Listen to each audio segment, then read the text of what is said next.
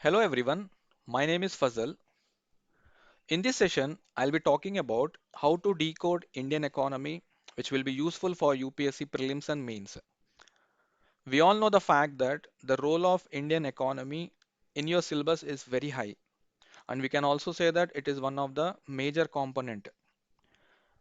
When we talk about mains, which is of GS paper 3, economy has a very crucial role. I mean, three-fourth of the syllabus is of Indian economy, and the number of questions which are asked in Indian economy are very dynamic. And when you talk about preliminary point of view, they are around 20 to 25 questions being asked from Indian economy. That is, one-fourth questions are from Indian economy in the preliminary, and one-third are in the mains, that is GS paper 3. Considering all these facts, when we look at the previous trend of Indian economy, it is increasing. And in preliminary part, they are around 20 to 25 questions which are from economy. This includes static questions. This includes in-depth analysis, including the current affairs, plus certain governments, programs, schemes. Put together, you will be getting around 20 to 25 questions. Considering all these facts, I'll be starting Indian economy online session, which could be useful for the aspirants for prelims as well as the mains examination. You can get this information from my channel, that is UPSC CSE Learn with Fuzzle, and also you can download the daily current affairs, that is from PIB, Yojana, Kurukshetra, the gist part, the objective part, like the bits for useful for your prelims, will all be covered in the channel prelims specific notes for IAS. So here, this is very useful for you for your preliminary examination, where you get the gist, which will be including of your current affairs and also covering the major static part. I have designed my course economy classes, which could be useful for both prelims as well as the mains examination, which includes 25 chapters, which will be covered in 45 days or little bit more than 45 days. In this, I'll be starting with a very basic chapters of Indian economy, and will be covering 1 year current affairs and the latest economic survey and budget plus in-depth analysis. I'll also be adding, after every chapter, an assessment is done to rectify your mistakes, so that immediately once you give the exam, in the next session, I'll be taking a detailed analysis of that paper, which will be linked to your prelims point of view, so that you can compare where you are standing with respect to UPSC standards. We can also analyze current affairs point of view, linking to the various topics which are covered in this 25 chapters. Topics to be covered are, which initially will start with the basics of economy. We'll be covering about different sectors like parallel economy, what is green economy, and the basic theories of Indian economy. What is growth? What is GDP? How to calculate GDP? Different methods to calculate GDP. What is national income? How do we calculate national income? And what are the recent GDP trends? The most important, like as I said, there are around 25 questions being asked in your preliminary examination. Out of this, there are around 5 to 6 questions are directly from the third and fourth chapter. That is the monetary credit policy and the banking system in India. If you look at the recent trend, in-depth analysis are needed, and third, fourth is a very important chapter which can give you 5 to 6 questions. Looking at this, what has been taught in my sessions, I'll be taking a question. previously, which was given in your 2020 UPSC prelims. If you withdraw rupees 1 lakh in cash from your demand deposit account at your bank, the immediate effect on aggregate money supply in the economy will be, is the money is going to increase in the market, or the money is going to reduce in the market, or it is going to be constant or stable. This is what is the question. We need to talk about here aggregate money supply in the market. So what is the aggregate money supply? He is talking about M3, which is a broader money supply, and whereas M2 and M1 are the narrow one. So what is M3, which is the broader one, which includes currency in circulation plus demand deposits, which are nothing but the CASA, which is current accounts and savings accounts, plus time deposits whose maturity period is greater than 1 year. This is M3. If we talk about M2, M2 will be having the similar part, but the time deposits will be less than 1 year, that is from 0 to we can say 364 days. So what is the question being asked here? Question here is, if you withdraw 1 lakh of amount, let us take an example to understand this calculation which has been taught in the class notes. Imagine there is 100 rupees which is circulating, which is released by RBI. Currency in circulation, we are talking about only currency in circulation, which is of 20 rupees. Demand deposits, whenever you demand, the bank cannot deny because it's your money. So this is around 30 rupees. And the time deposits after 1 year of maturity, whose value is rupees 50. Now read the question again. If you withdraw so and so amount in cash from demand deposit account at your bank, the immediate effect on the aggregate money supply in the economy will be, in the economy will be means he's talking about the market, which means when you withdraw from your account, you get into an ATM, you withdraw certain amount, and that amount you will be utilizing for circulating or for your own purpose for consuming something. So that amount which you have withdrawn from the bank will be circulating in the market. That means you have withdrawn from your account, that is from the CASA account, that is current accounts and the savings accounts. So when you have withdrawn from your current account or saving account, for example, you have withdrawn rupees 10. This 10 rupees will be circulating in the market. That means this will be added to rupees 20. Already 20 rupees is circulating in the market, but 10 rupees is going to add. This will become 30, which is circulating in the market, and this becomes minus 10. So this becomes 20 rupees in the market. Net aggregate demand is talking about aggregate money supply in the market. Earlier it was 100. Now look at how much it is going to be. 30 plus 20 plus 50, it is again going to be 50. Sorry, it is again going to be 100, which means there is nothing is going to change in the money supply in the market, which is going to be unchanged. What you have done, you are considering M3, which is a broader aspect. Demand deposit means when you get into the bank, bank cannot deny it. So you have taken 10 rupees from the ATM or from the bank and you started circulating in the market. Same thing has happened, which is called shifting. That means money has been shifted from DD to double C. That's it. No money has been added by the RBI.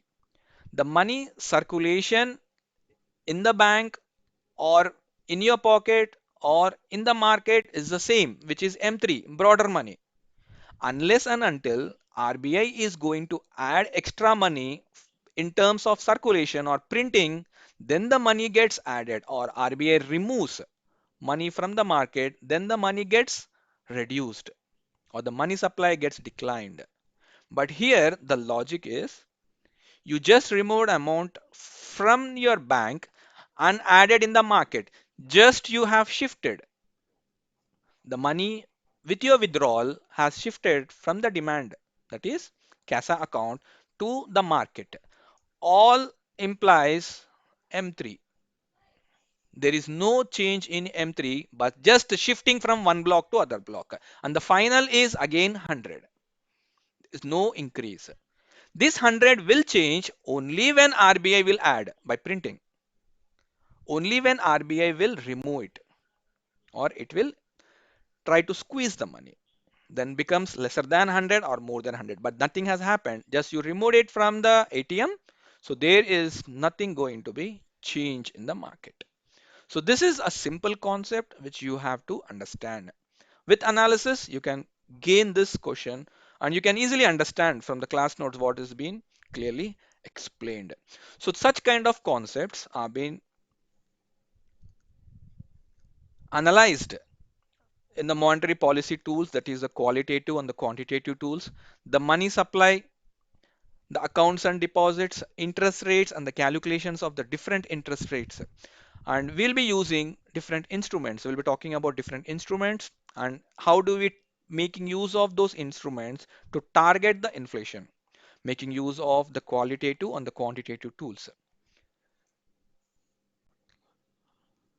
We'll also be talking about simple question from this third, which what we have already discussed. From the fourth section, evolution of the banking, merging and NPA issues, classification of the banks. There's a simple question being asked.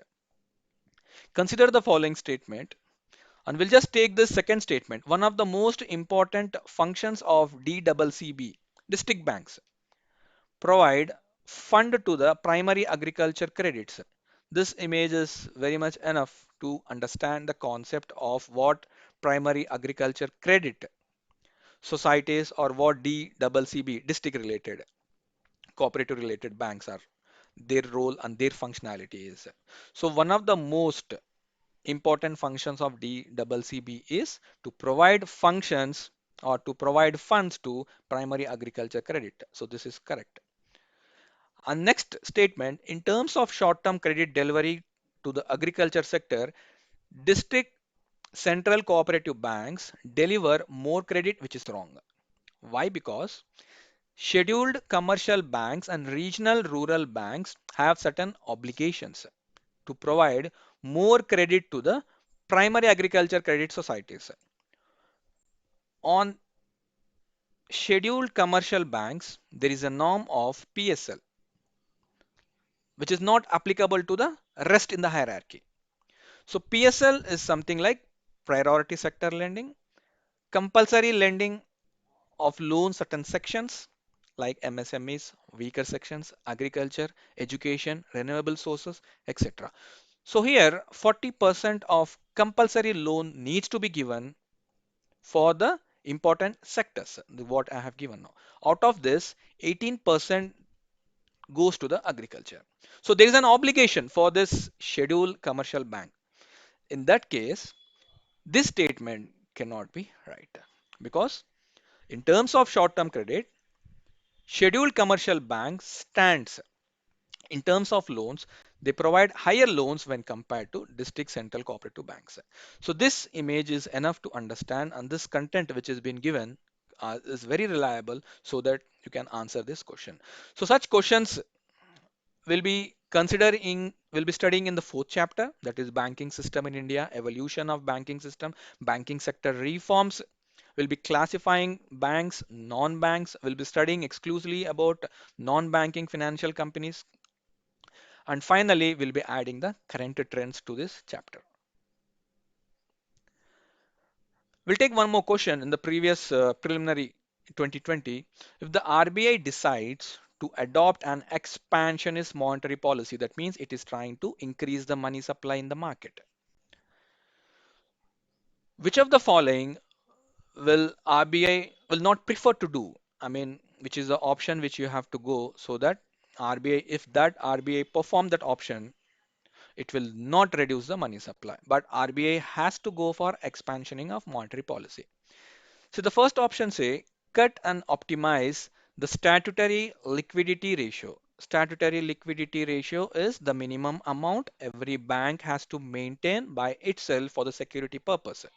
So if you cut down and if you try to increase or reduce SLR, then definitely there are certain changes in the money supply. Based on this concept, we can say that cutting and optimizing the statutory liquidity ratio, for example, if 19% is SLR, if it is being done around 17%, that means you have cut down 2% of SLR. So 2% of SLR, this is in terms of cash or money will be rotated in the market. That means money supply is increasing. If money supply is increasing, do you think that I will go for this option? Definitely no. Why? Because this is increasing the money supply. I cannot choose this money supply option. Increase the marginal standing facility rate. Marginal standing facility is that option when the bank has been dried out with all its sources, then making use of marginal standing facility option, it will go to RBI and it will borrow the money. And the rate which is applied on this facility is marginal standing facility rate. So this rate, if it is higher, banks has to pay more. If this rate is lower, banks has to pay less. So read the statement. Increase the marginal standing facility rate. If you are increasing the rate, that means what? You are increasing the interest rate. Increasing the interest rate will not pump more money in the market. If the interest rates are high, definitely you won't get into the banks to take money because you have to pay more interest.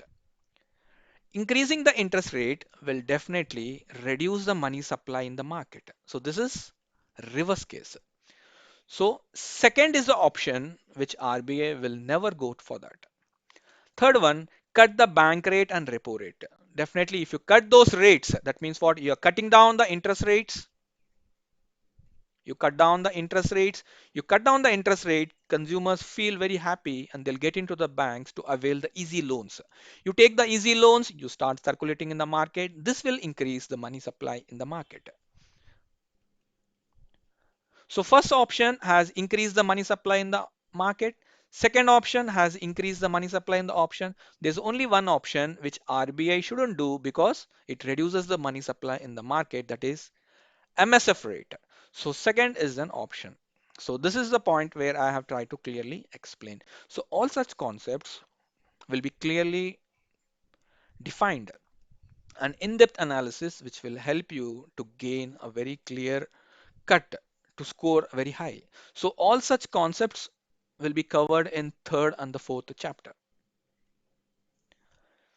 There's one more question which has been directly asked, which talks about commercial paper is a short-term unsecured promissory note and certificate of deposits is a long-term instrument issued by the Reserve Bank of India to corporations. See, second statement you can easily eliminate because certificate of deposits, he says it's a long-term instrument, but it is a short-term. You can eliminate the second option. You can eliminate the A option and the B. You're left with B and C. If you talk about call money is a short-term. Yes, we have short-term, we have very short-term, and we have long-term. Long-term is bank rate. Short-term are for repo rates, reverse repo rates, call monies. If you're going for very short-term, then we have term monies, etc. So in this case, we can say third option is correct. Commercial paper definitely is a short term, so we have to go for the C option. Now we'll take one example of fifth unit. Basically, in the fifth unit, we'll be talking about the current aspects. That is the basics of budget and economic survey will be covered in this chapter. We'll be talking about fiscal policies. We'll be talking about the measures taken by the government. We'll be classifying the budget, and we'll be studying about the complete analysis of the budget and the different types of budget. This session is very important for your prelims as well as the mains, that is the fiscal policy and the basics of budget, because finance commission report, that is the 14th and 15th finance commissions, the variables and the parameters will be discussed in this chapter. Next comes the taxation part. Majorly, we'll be considering again the budget analysis, because if any reforms has been done in this budgetary session with respect to the taxation, we have to study as per those reforms. We'll be talking about double taxation avoidance agreement. We'll be talking about transfer pricing policies. We'll be talking about base erosion, profit shifting, and majorly there is important topic like goods and services taxes, which we have to study as part of the mains and the preliminary point of view. We'll consider in the other global financial crisis, we'll take one question which was asked in 2020. If another global financial crisis happens in near future, which of the following action policies are most likely to give some immunity to India? See, this chapter of balance of payment, global financial recovery, economic recovery, 5 trillion economy. In this session, I have taught the various parameters considering the current account and the capital account in the balance of payment. Here we studied not depending on short-term foreign borrowings. If you depend upon the short-term foreign borrowings, it was clearly taught that in the current account, this will make certain fluctuations, volatility. If the investor is not getting higher returns or the inputs, he may immediately withdraw. So if you depend upon the foreign borrowings, short-term borrowings, any volatility in the global market can also cause you the greater harm. So that's the reason we shouldn't depend on the short-term foreign borrowings. So here it says not depending, so this is correct. So here there's a one more term, maintaining the full capital account convertibility. So full capital account convertibility is also not a proper option, because this was clearly taught in Asian financial crisis session. Asian financial crisis with respect to Indonesia, with respect to set of those East Asian countries, which try to go for an option of full capital account convertibility, which cause a great harm and has created a financial crisis in those countries. So if we go for full maintenance of the capital account convertibility, it is again going to harm you.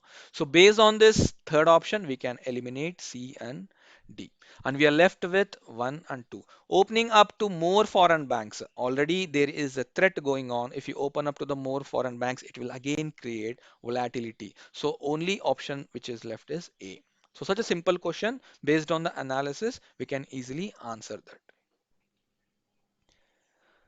Next, we'll be talking about planning in India. In the other section, we'll be considering the various plans, various institutions which are involved in this planning session.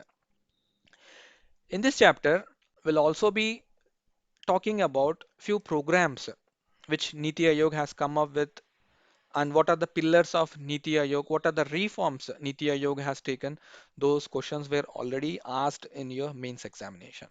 Money, capital, and stock market is this very important, where we can expect 2 to 3 questions in the preliminary, like the next previous question which I have taken, and the upcoming next in the next slides I'll be discussing about 1 or 2 questions which are directly from the money, capital, and short term or the short market. We'll take one example, I mean, like, which is directly from this 11th chapter, like inflation types and its effects. We'll be talking here about producer price index, wholesale price index, and CPI, different types of inflation and its effects, and how do we measure inflation. So based on this, we'll take a question in 2020 preliminary examination. The weightage of food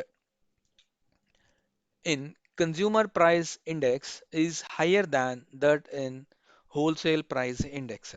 So this is absolutely right because CPI stands somewhere around with respect to food and its inputs around 45%, 45.9%, and WPI stands somewhere around 24 or 25%. So this means the first option is correct. You cannot deny it. WPI does not capture change in the prices of services which CPI does. So look at the third statement. Reserve Bank of India has now adopted WPI as its key measure of inflation and to decide on changing the input policy rate. This is the as it is statement which I have given in the note segment. So you can write, you can read there like in the year so and so RBI has adopted CPI.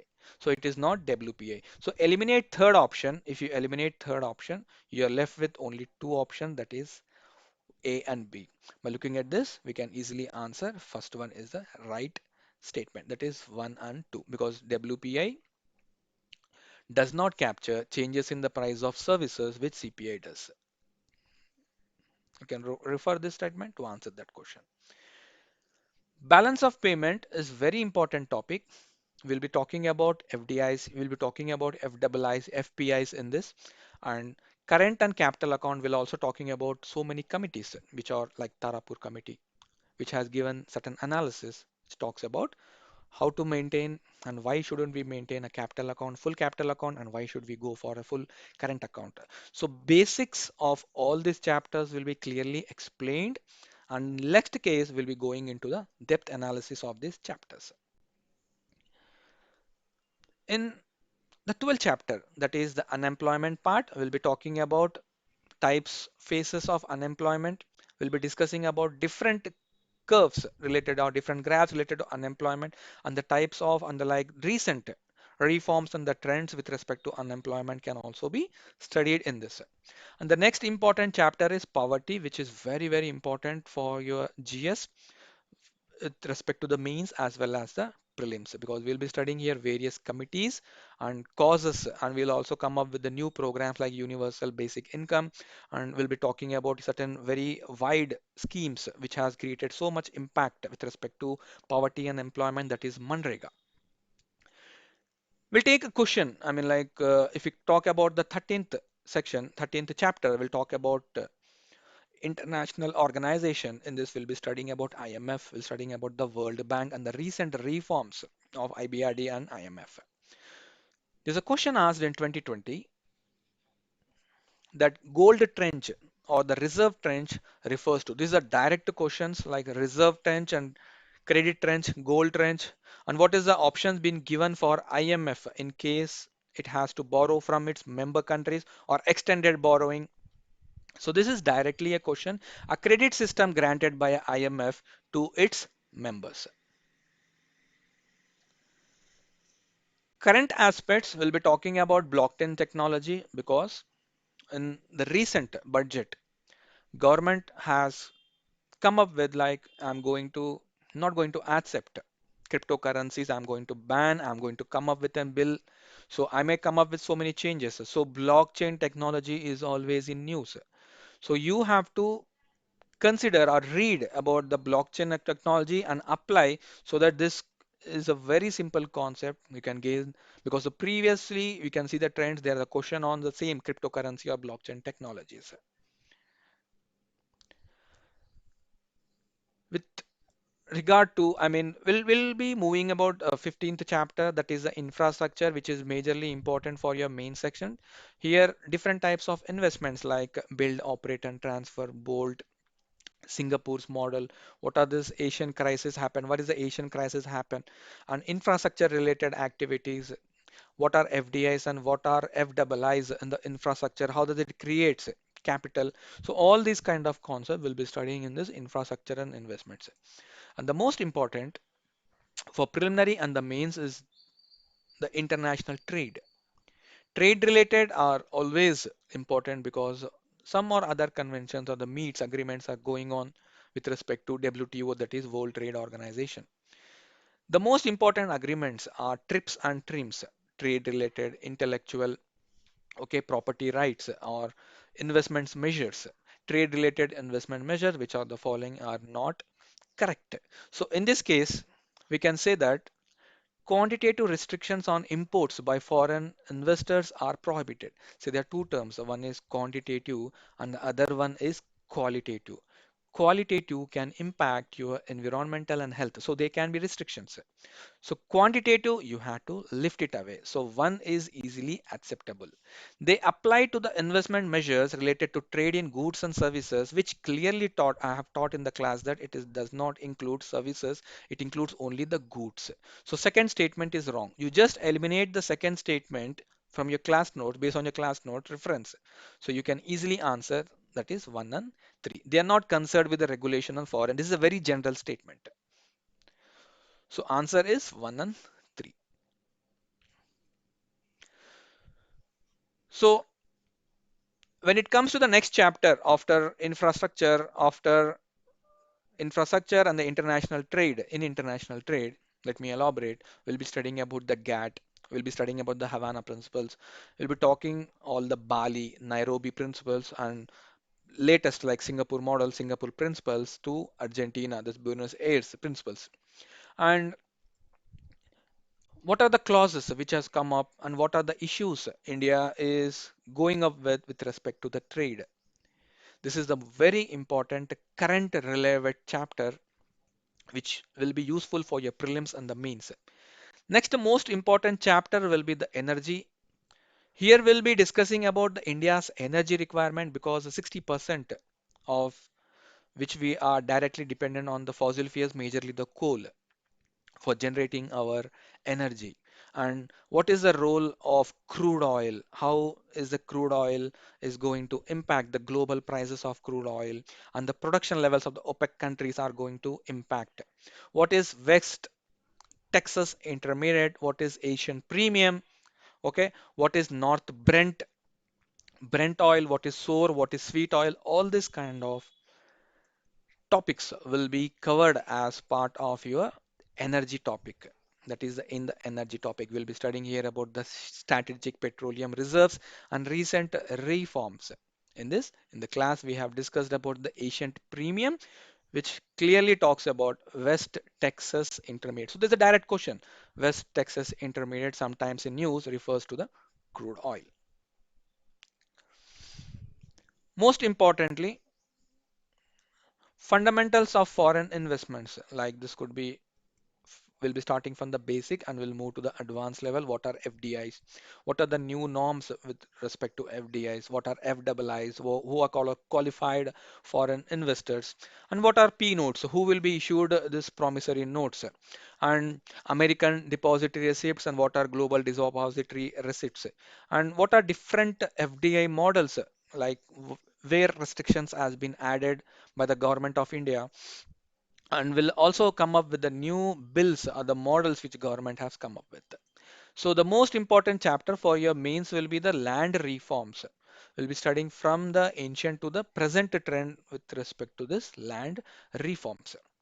And government has come up with so much uh, reforms after introduction of this Aadhaar and direct benefit transfer with respect to this land reforms.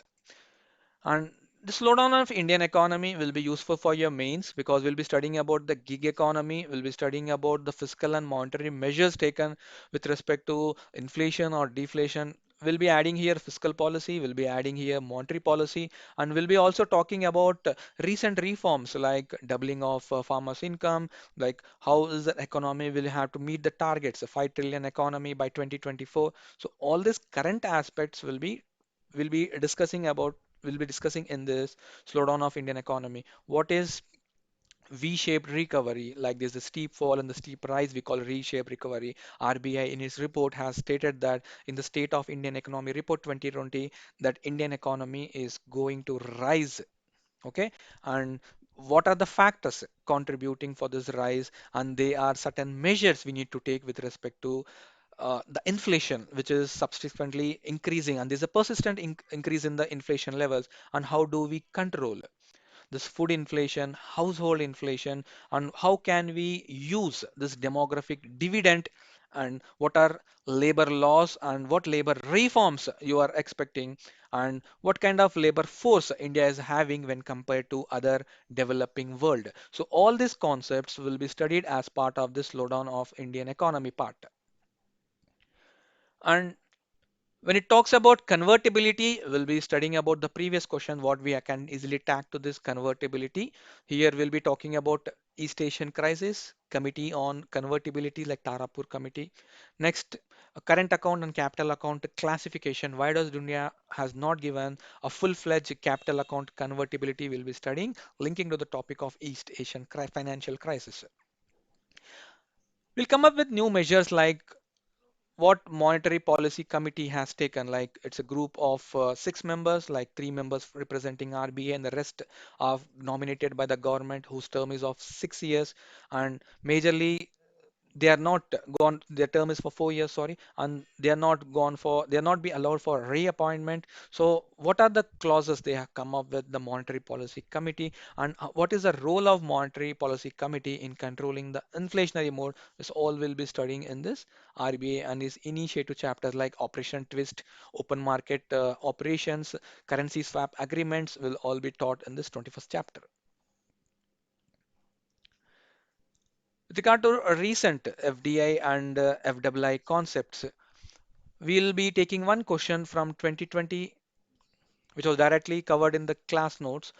With reference to the foreign direct investments in India, which of the following is considered as the major characteristics? This is a direct question. It is largely a non-debt creating capital flow. FDI brings a capital flow. It creates infrastructure. It creates employment. It can also add to a GDP levels and it will increase the economic growth of the country. So SEBI and its initiatives. SEBI is a regulator which will regulate the stock market in India. So what is the role of SEBI? What is the role of RBI? Okay, we all will be linking and we have to study here. What are credit rating agencies? And there's a crisis like ILNFS crisis. And what are NBFCs? What are rising debts? How can you control these rising debts? What are these rating agencies and what is the role of these rating agencies? Will all be covering in this SEBI part. Agriculture and its allied activities is a very important for your main examination. Here we'll be talking about animal rearing as part of your main syllabus, and e-technology, the aid of farmers, technological missions, and irrigation techniques and practices. We have adopted so many models from the European countries and also from the most developed countries. How can we take the agriculture output or the growth in the agriculture to the next level? And how can we make the farming as a sustainable farming, or we can come up with major concepts like zero budget natural farming, organic farming, green revolution, evergreen revolution, second green revolution. All these kind of concepts will be discussed in the 23rd chapter. 24th unit will be talking about public distribution unit like public distribution system. This is something related, directly related to present ongoing protest. So we can expect majorly in the prelims and the mains oriented. So here we'll be talking about what are MSPs, why do you have to go for MSPs, what is the recent bills government has come up with, what are the farm bills, okay, what are buffer stock, supply chain management, what is the role of Food Corporation of India, what are farm subsidies, what are different types of subsidies which are allowed by as per WTO, and we lag somewhere around with respect to the logistic supply chain management, e-procurements, PDS systems will be covering in this 24th chapter. And if there is a case like recently certain tags has been given, GA tag, geographical indication tag, IPR, which all comes part of the intellectual property rights and its policies, plus certain traits with respect to the climate and the offsetting with respect to the climate will be covered in this 25th chapter. So I hope this session will be very useful for you, and all the chapters, the 25 chapters will be covered in 45 sessions, which is somewhere around 2 hours per day. And after every chapter, an assessment which includes majorly the prelims bits as well as the mains bits. And the prelims related scores will be given in your next session or the next class will be I'll be taking the explanation point of view. So this session is designed in the such a way that which will be very beneficial for your prelims to score a very high in your economy part. Thank you.